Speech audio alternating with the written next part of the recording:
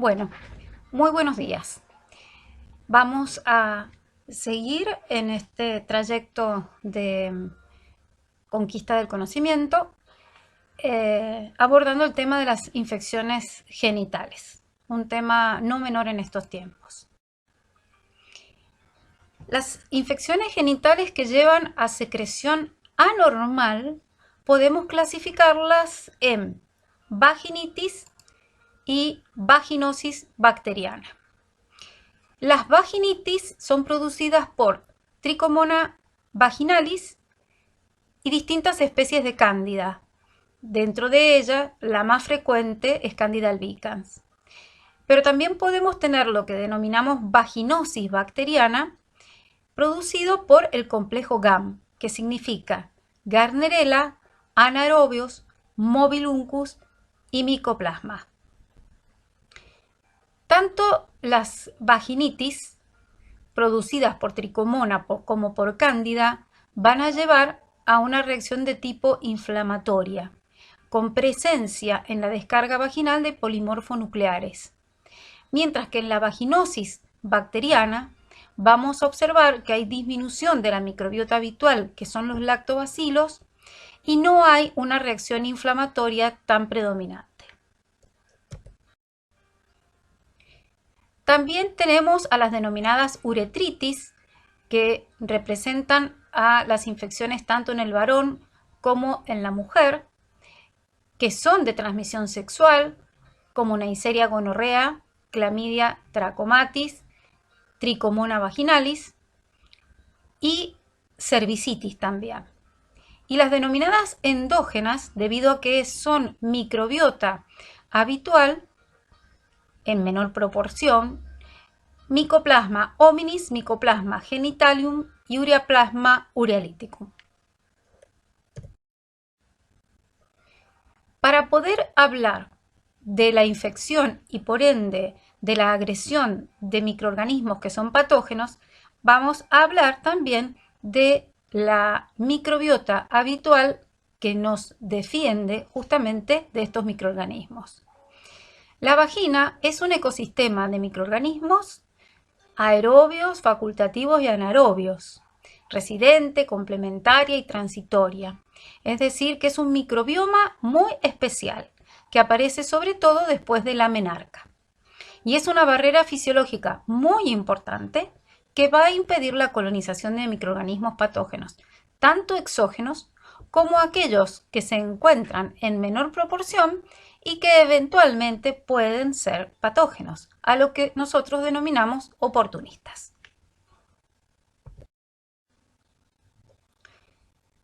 Si hablamos de una descarga vaginal normal, vamos a observar que según el periodo en que nos encontremos dentro del ciclo, puede ser o transparente o blanquecina, pero es normalmente inodora y la vamos a observar de una viscosidad alta.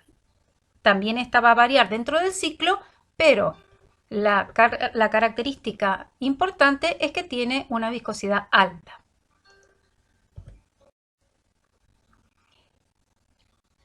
Estas células vaginales que tapizan a la vagina tienen una actividad en función de la glucosa 6-fosfato que lleva a que los lactobacilos a su vez transformen el glucógeno en ácido láctico, generando un pH de 3,5 a 4,5. Y ustedes saben que todos los pH ácidos generan una disminución de la replicación de los microorganismos. También otra característica importante de los lactobacilos es la producción de peróxido de hidrógeno, que es una sustancia inhibidora del crecimiento de microorganismos. Y también la característica de la célula vaginal es la capacidad de adherencia de estos lactobacilos. Entonces, son bacilos gram positivos que debido a su capacidad metabólica producen ácido láctico, bajan el pH, producen peróxido de hidrógeno e inhiben el crecimiento de anaerobios. Y también producen citocinas bacteriocinas denominadas lactocinas y otros inhibidores del crecimiento bacteriano.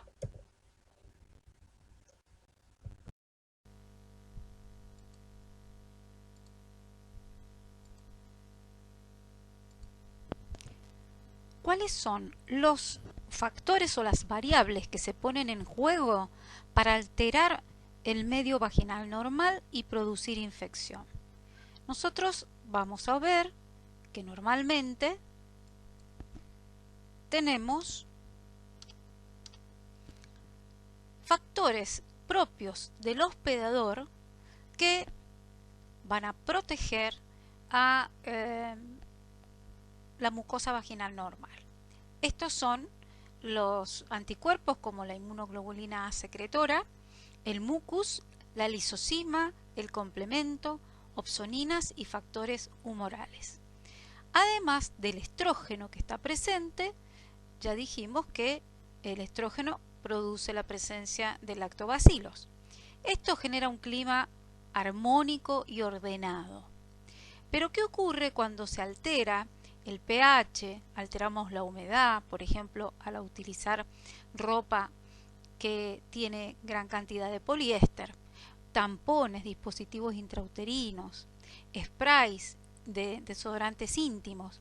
Todo esto altera el medio y lleva a que algunos microorganismos, ya sean patógenos estrictos u oportunistas, a través de mecanismos de adherencia, presencia de cápsula, antagonismo microbiano, producción de enzimas que favorezcan la invasión del epitelio o producción de peróxido de hidrógeno, generen entonces la colonización y a partir de allí la infección.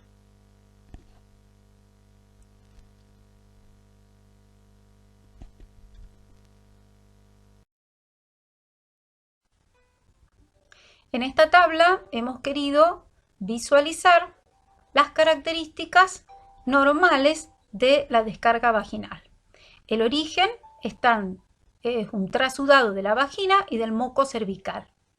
Como dijimos, el aspecto es claro, blanquecino, viscoso, inodoro, homogéneo o con pequeños flóculos, con un pH menor a 4,5. Las células, hay células normales de descamación y en cuanto a polimorfonucleares, no más de 5 por campo de 400 aumentos. Las células que son epiteliales son de bordes enteros, sin halo perinuclear y además con un citoplasma homogéneo y limpio.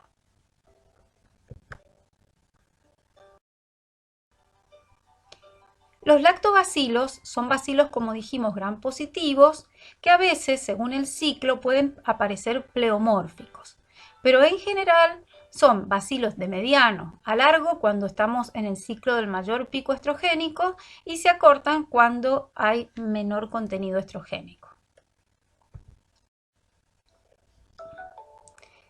Dentro de las infecciones genitales, llamamos entonces vaginosis bacteriana a aquella producida por el complejo GAM, Gardnerella, anaerobio, mobilunco y micoplasma. Vaginitis a las producidas por Cándida y Tricomona vaginalis, cervicitis a las producidas por Neisseria gonorrhoeae y Chlamydia trachomatis, uretritis, Chlamydia trachomatis, Neisseria gonorrhoeae y Tricomona vaginalis. Otro tipo de lesiones que se presentan en las enfermedades de transmisión sexual o infecciones de transmisión sexual son las úlceras. Una de las más importantes por su prevalencia es la que se presenta en el chancro duro, en la sífilis debida a treponema pálido. Para el caso del chancro brando, Haemophilus ducreyi, linfogranuloma venéreo producido por Chlamydia trachomatis, verrugas, herpes, condilomas planos y acuminado producido por papilomavirus humano y el granuloma inguinal por Calymatobacterium granulomatis. Veamos el primer microorganismo, Tricomona vaginalis. Este es un parásito. Recuerden que venimos viendo virus, bacterias, hemos visto algunos hongos, pero este es un parásito. Es un protozoario y es flagelado. Es un trofozoito de 20 a 25 micras que tiene 4 flagelos cortos y un flagelo libre que sostiene una membrana ondulante que no alcanza al polo caudal y se desplaza por movimientos ameboides y por agitación de esos flagelos.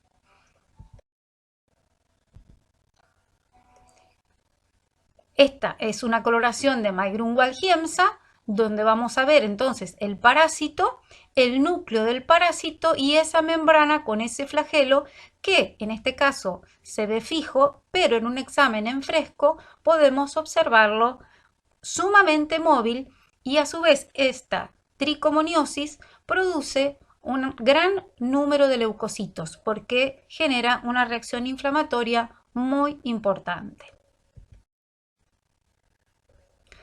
La vulvovaginitis por Tricomona vaginalis se va a presentar a veces como una aportación asintomática, con una descarga vaginal anormal, un prurito intenso, puede haber dispareunia, lo que significa dolor al coito, disuria, dolor al orinar, flujo amarillento, verdoso, espumoso y maloliente, porque este parásito libera putrescina y cadaverina.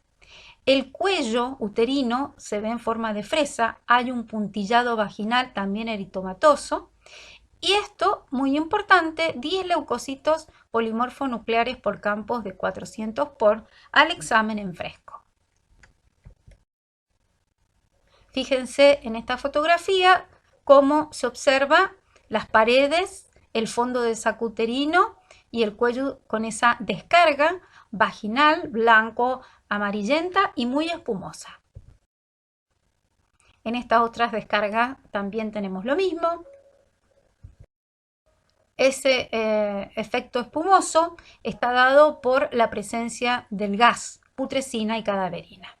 Bien, pasamos ahora a otro agente productor de vaginitis que es Cándida. Dentro de Cándida albicans es la especie que más vaginitis produce. Este es un hongo unicelular levaduriforme. Dentro de su estructura vamos a observar una membrana que contiene ergosterol, es una característica muy importante de este microorganismo. Y una pared celular que tiene quitina, proteína y mananos que verán con mayor desarrollo posteriormente en los teóricos que vean hongos. Dentro de los factores de patogenicidad, uno de los más importantes es la adherencia, ya que las cepas más virulentas tienen fimbrias que se adhieren a través de receptores a las células vaginales. Y también encontramos producción de enzimas, acá yo nombro 2, pero también ya van a ver muchas más con la doctora Telechea cuando vean micología. Lo que es muy importante es que se entienda que no es una enfermedad de transmisión sexual. La candidiasis no es una enfermedad de transmisión sexual, a diferencia de la tricomoniosis. Signos y síntomas relacionados con la vulvovaginitis candidiásica. Hay un prurito muy intenso debido a las enzimas, hay ardor, dolor, descarga vaginal anormal, un flujo de aspecto grumoso y blanco, que generalmente se le dice como si fuese leche cortada. Un pH que es un poco mayor a 4 y más de 10 leucocitos por campo en fresco. Y también suele estar asociada a la presencia de otros microorganismos patógenos. Fíjense acá cómo se ve el aspecto tanto en las paredes de la vagina como en el fondo de leche cortada o blanco grumoso. Aquí también y aquí también. Aquí lo vemos más claro, acá también, más claro aún. Fondo posterior de saco uterino. Y acá en el espéculo, fíjense como si fuese leche cortada. Aquí podemos observar la coloración de Gram y cómo podemos observar a Candida albicans.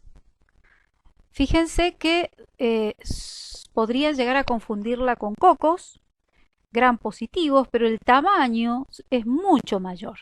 Y como se dividen por brotación o gemación, fíjense acá está saliendo un brotecito con un nuevo blastosporo de Candida albicans.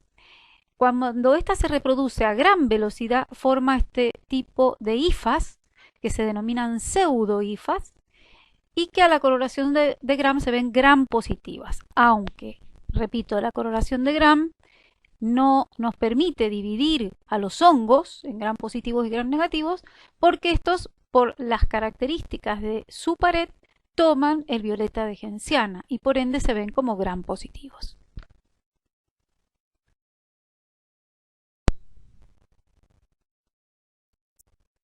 Bueno, como hemos comentado, Cándida es microbiota habitual, pero es una microbiota habitual que se encuentra en baja proporción. Es decir, que somos portadores sanos.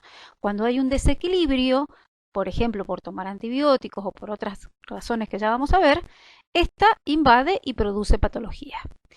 Vamos a encontrar Cándida albicans en boca, en yeyuno, en ilio, en colon, en vagina de mujeres. Fíjense que en las embarazadas hay mayor proporción porque hay más estrógenos. Y en aquellos pacientes que toman anticonceptivos también. Hay otras cándidas, glabrata, paracilosis, que ya lo van a ver en la clase de hongos. Bueno, como dije anteriormente, existen factores predisponentes para las infecciones por cándidas, que es el consumo de antibióticos, la gestación, el uso de anticonceptivos orales y diabetes mellitus. Y después otros que están poco respaldados científicamente, pero que también podemos encontrar. Bueno, como dije,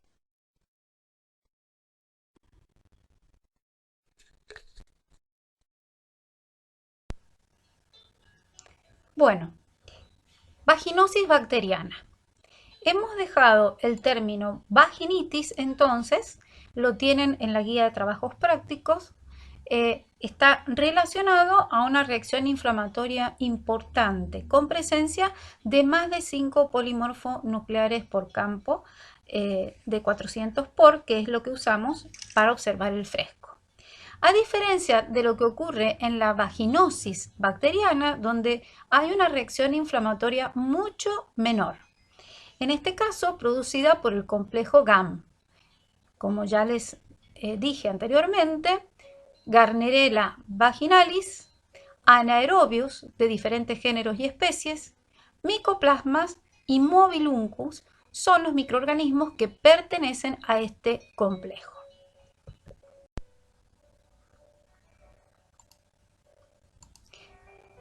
La vaginosis bacteriana es muy común en mujeres en edad reproductiva.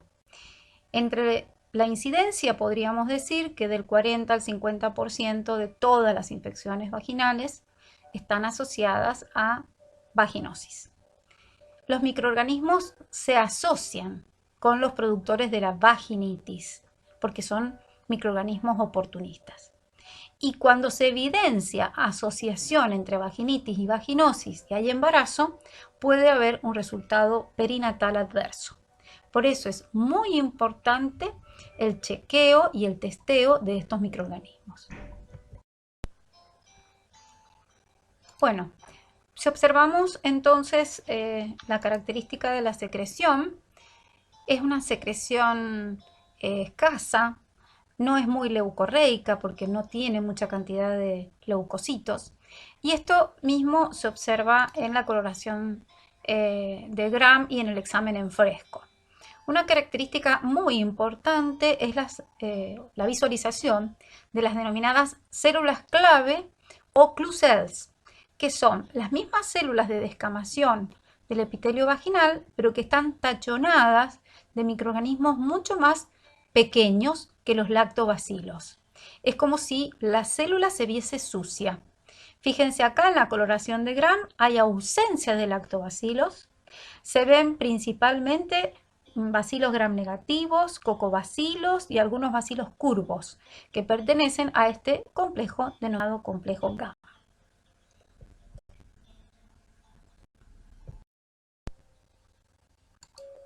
Bueno, si hablamos de la fisiopatología de la vaginosis bacteriana, vamos a observar la presencia de algunos lactobacilos aberrantes de gran tamaño, la presencia de sangrado, la asociación con dispositivos intrauterinos que lleva a la disminución de peróxido y al aumento de los anaerobios, que son bacteroides, mobiluncus. Estos van a producir putrescina y cadaverina, que son los que llevan al famoso olor que nosotros decimos olor a pescado o fishy odor. Y también esto lleva al aumento del pH, generando un lugar predispuesto a que Gardnerella vaginalis pueda crecer. Todo esto lleva a la alteración celular y a las alteraciones que nosotros vemos en el flujo vaginal o en la descarga vaginal. Los factores de riesgo para padecer una vaginosis bacteriana, bueno, como ya hemos visto, el embarazo previo, una actividad sexual donde hay variaciones en los compañeros, múltiples compañeros, el uso de anticonceptivos, el tabaquismo, exceso de duchas y de jabones que van a sacar la microbiota habitual, disminuye y predispone a que aparezca esta. Y no está relacionado a factores socioeconómicos. Para hacer el diagnóstico de una vaginosis bacteriana se deben cumplir los denominados criterios de Amsel. Es decir, deben presentarse al menos 5 de estos 6. Descarga vaginal abundante homogénea, pH mayor de 4,5. El test de aminas, es decir, ese olor a pescado que dijimos positivo cuando se le agrega hidróxido de potasio al espéculo. Presencia de células guía o células clave en el examen en fresco, ausencia de lactobacilos y muy escasos leucocitos polimorfonucleares. Pasamos ahora a la familia Clamidáceas, que tiene dos géneros, Clamidia y Clamidófila. Dentro de ellos veremos el género Clamidia. Y dentro de las especies, Clamidia trachomatis, porque es la que produce enfermedades de transmisión sexual.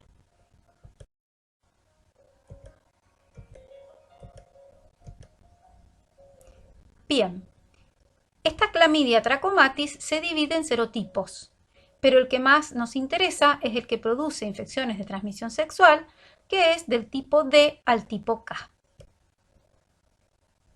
Y el linfogranuloma venéreo, que es el L del 1 al 3. ¿Qué característica tiene Clamidia a diferencia de las demás bacterias? Este es un procariota o procarionte que es intracelular obligado y que tiene dos formas de vida. Un cuerpo elemental, que es la forma infecciosa, y un cuerpo reticular, que es la forma de multiplicación.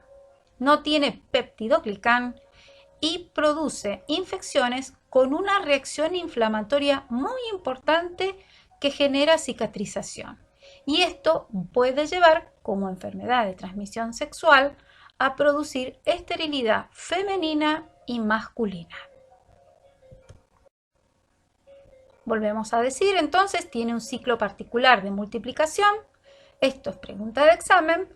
Cuerpo elemental, que es el infectante, y el cuerpo reticular, que es de multiplicación. Bueno, lo dicho en palabras, lo vamos a ver en un esquema. Fíjense acá, tenemos entonces el cuerpo elemental. Ese cuerpo elemental, lógicamente, encuentra un sitio de adherencia, es endocitado, y ya dentro de la célula genital, al cabo de 6 a 8 horas, se transforma en un cuerpo reticular, porque su retículo endoplásmico empieza a trabajar para generar la síntesis de nuevos cuerpos reticulares. Fíjense que al cabo de 24 a 48 horas, ese cuerpo reticular comienza ya a transformarse en cuerpo elemental para posteriormente salir por exocitosis de la célula. Pero también, además de exocitosis, hay citotoxicidad celular, que ya vamos a ver debido a que está mediada, y esa citotoxicidad es la que produce lesión y puede dejar entonces lesiones de esterilidad. En cuanto a la estructura antigénica de la Chlamydia trachomatis, tienen muchas proteínas, pero la más importante son las denominadas MOP, que son ricas en aminoácidos azufrados y que tienen efecto de porina, generan poros y además tienen una función adhesiva. No tienen péptidoglicán y la rigidez del cuerpo elemental está debida a uniones disulfuros covalentes de las proteínas de membrana externa. Entonces, esas proteínas que comparten secuencias de aminoácidos homólogas van a producir una respuesta autoinmune que genera una respuesta inflamatoria muy importante de hipersensibilidad retardada. Fíjense acá, un cuello uterino normal, acá tenemos una cervicitis relacionada a la presencia de clamidia.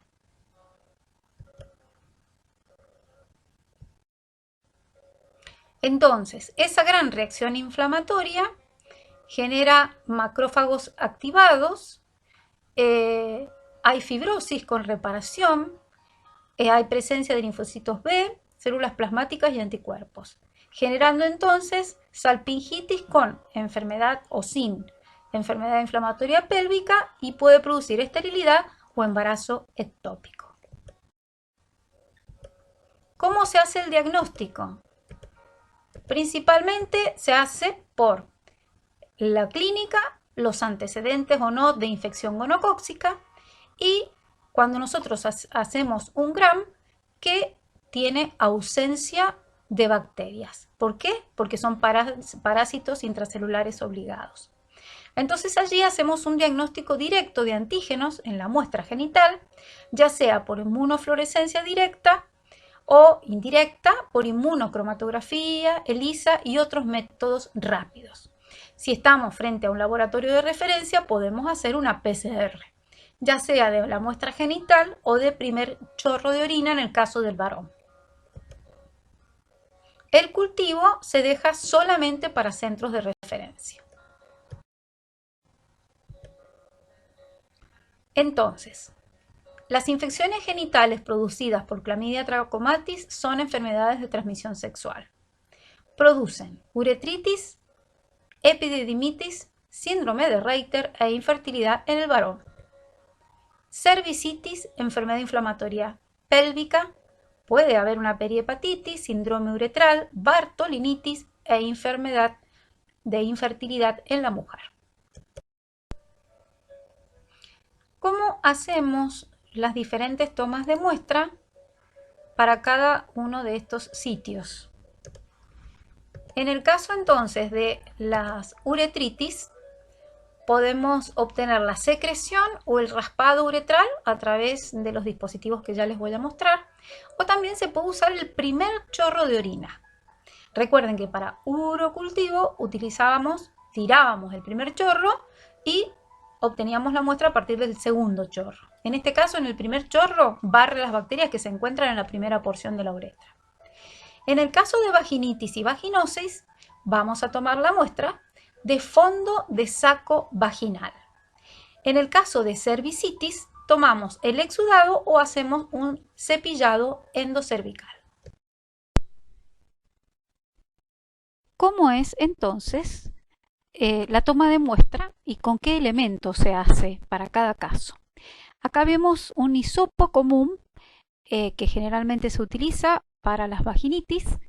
Se introduce primero el espéculo, se observa los fondos de saco uterino, saco de Douglas, se ve la secreción, entonces allí con este tipo de hisopo se introduce, se gira y luego se extrae y se coloca en un tubo correspondiente. Esto es lo que denominamos nosotros CitoBrush. cuando nosotros pensamos en que tenemos un patógeno intracelular obligado o un patógeno que también puede estar dentro de las células, como es Neisseria gonorrea o como es Clamidia trachomatis, se utiliza para el endocervical. Hacemos la toma de muestra a nivel endocervical.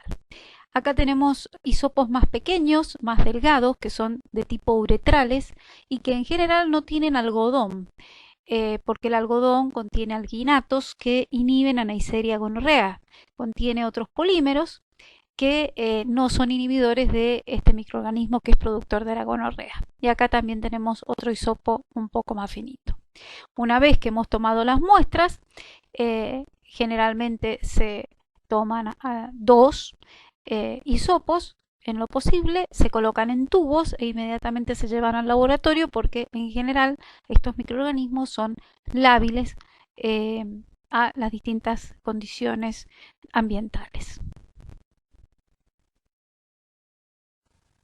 Acá tenemos una uretritis por clamidia. Fíjense que el exudado no es viscoso, es claro. A veces no hay secreción evidente. De este modo vamos a tomar con el hisopo más finito el raspado uretral y después haremos una inmunofluorescencia directa, indirecta o un análisis óptico. Y si no, también podemos hacer ELISA, PCR, a través del primer chorro de la orina del varón. Aquí encontramos una reacción, una coloración de Gram, donde observamos una reacción inflamatoria por la presencia de polimorfonucleares, pero donde no vemos microorganismos. Como dijimos, clamidia no se colorea al Gram. Por eso entonces es que tenemos que tomar los criterios de hacer otro tipo de técnicas, como es inmunofluorescencia o inmunocromatografía para hacer la detección de estos patógenos intracelulares.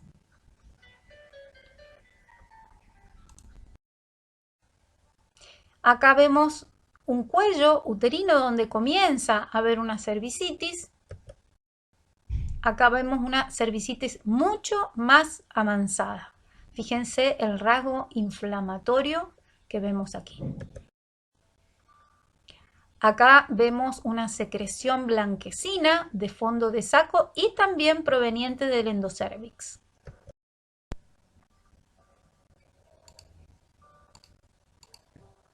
Bueno, ¿cómo hacemos el hisopado endocervical?